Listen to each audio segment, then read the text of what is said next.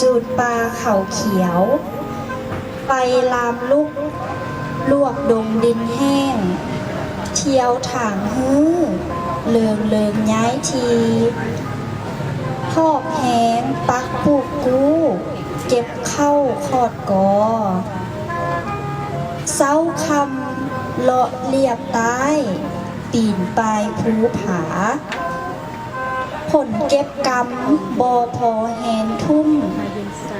อิดโหยล่ายามแรงเหลียวพอลอดพุ่มไม้นาหนาวน่วงใจ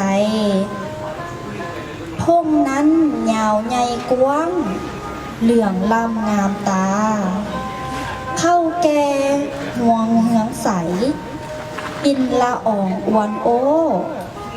เมืองฝ่ายอ้าวาแขนไหลปองเสียงโฮเซลคึกคืนยินซ้อยซืนสะออนอะลุน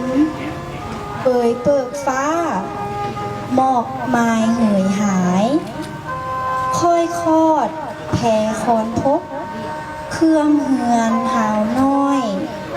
เมียแพงพร้อมส่งเยายังอ่อนจอนจากดอนดานตั้ง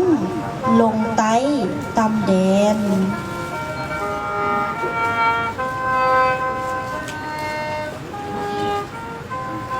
น้อยหนึ่งจังจอดซองเหลียวหลังพงไพเคยดกหนา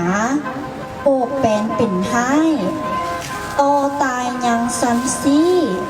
เรียนลำซ้อนซอน้ำตาไหลรอเบ้าขะหนึ่งไม้เมื่อหลังโบกมือลาให้ห้างดอนดางดินแดงค่อยจักหันแหงคุดขาดไถนาเฮือยามเมื่อยังแข็งเข้มความหวังยังสูงทรงญาติเฮือลงใส่น้ำนาเข้าสิเกิดผลแท้แล้วเข้าใจ